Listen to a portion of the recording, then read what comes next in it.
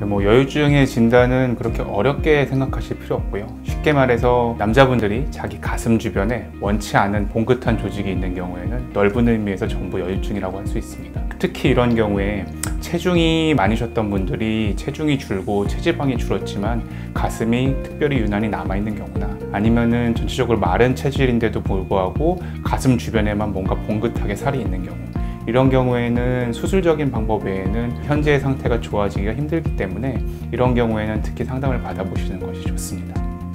남자분들도 원래 정상적으로도 유두 밑부분에 여자분들처럼 유선 조직이 있습니다. 그런데 이 유선 조직이 좀 비정상적으로 과도하게 발달돼서 그것의 볼륨 자체가 겉에서 많이 보이고, 또 만졌을 때 어떤 몽우리 같은 게 만져지는 경우에는 그런 걸 바로 진성 여유증이라고 합니다. 가성 여유증 같은 경우에는 이렇게 유선 조직이 발달한 경우가 아니라 몸에 체지방이 많으신 분들 중에 특히 가슴 주변에 지방이 많이 축적돼서 그 지방으로 인해서 가슴이 봉긋하게 솟아 보이는 경우, 이걸 가성 여유증이라고 하고요. 하지만 대부분의 경우에 있어서 유선 조직이 일부 발달되어 있고, 그리고 지방 조직도 같이 발달되어 있는 경우가 많기 때문에 이 두 가지는 섞여 있는 경우가 많다고 생각을 하시면 됩니다. 가성여유증이라서 지방 조직이 많은 경우에는 그 지방을 줄이기 위한 지방 흡입이 수술의 주가 되고, 그리고 진성여유증이어서 유선 조직이 많이 발달된 경우에는 그 유선 조직 자체를 제거하는 그 방법이 수술의 주가 될 수 있지만, 말씀드렸던 것처럼 이 두 가지는 섞여 있기 때문에 수술은 거의 항상 지방 흡입과 유선 제거를 동시에 시행하게 됩니다. 수술을 하는 데 있어서 가슴의 해부학적인 구조랑 수술의 술기에 익숙하신 성형외과 전문의에게 수술을 받는 것이 중요하고요. 여성형 유방 수술을 하는 데 있어서 지방 흡입을 할 때 단순히 가슴뿐만 아니라 이 상체 전반적인 체형의 불균형을 맞출 수 있는 기회가 될 수 있기 때문에 체형 수술 자체에 상당히 경험이 많은 그런 성형외과 전문의에게 수술을 받으시는 것이 더 좋은 결과를 얻을 수 있는 방법이라고 볼 수 있습니다. 저희가 보통 살이 빠졌다가 다시 찔 때 돌아오는 거로 요요 현상이라고 말을 하는데, 이거는 수술적으로 그 부분의 볼륨을 줄였을 때는 잘 있지는 않습니다. 왜냐하면은 이 요요 현상이라는 게 생기는 이유는 금식이나 운동을 통해서 살을 뺐을 때 지방 세포들 하나하나의 크기가 줄어들었다가 다시 영양이 많이 공급되고 음식을 많이 먹게 되면은 줄어들었던 세포의 수가 커지면서 볼륨이 증가하는 것을 요요 현상이라고 합니다.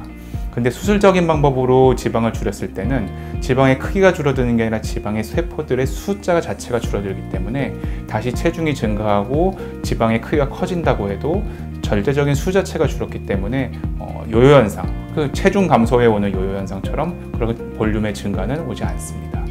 그리고 가슴 같은 경우 저희가 지방 흡입과 유선 절제 방법을 통해서 평평하게 만들어 놓으면은 다시 살이 찐다고 해서 가슴 부분만 봉긋해지는 게 아니라 이 평평한 모양을 유지하면서 전체적으로 살이 찌는 거기 때문에 수술 전에 고민됐던 부분, 즉 이 전체적인 상체 몸에 대비 가슴 부분만 튀어나온 느낌 자체는 좋아진 채로 유지가 되고, 단순히 그냥 전체적인 볼륨이 증가만 한다고 생각을 하시면 됩니다.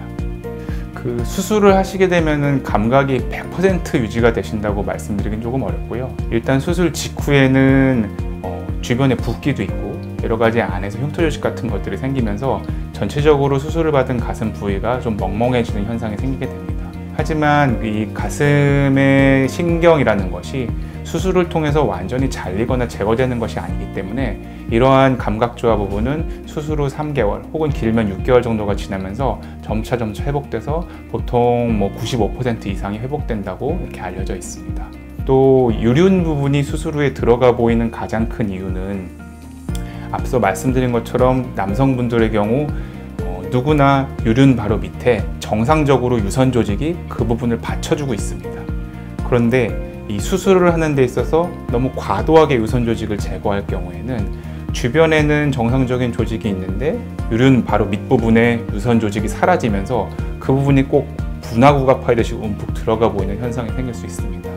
그래서 이런 거를 줄이기 위해서 경험이 많으신 선생님한테 수술을 받아서 안쪽이 들어가 보이는 느낌을 줄일 수 있도록 주변 조직을 충분히 지방 흡입을 해주고, 그리고 또 유선 조직을 절제하는 데 있어서도 어느 한 부분만 심하게 잘라낸다기보다는 전체적으로 균형을 맞춰서 제거를 함으로써 그렇게 수술 후에 유륜 부분이 파여 보이는 느낌이나 이런 거를 미연에 방지할 수 있습니다.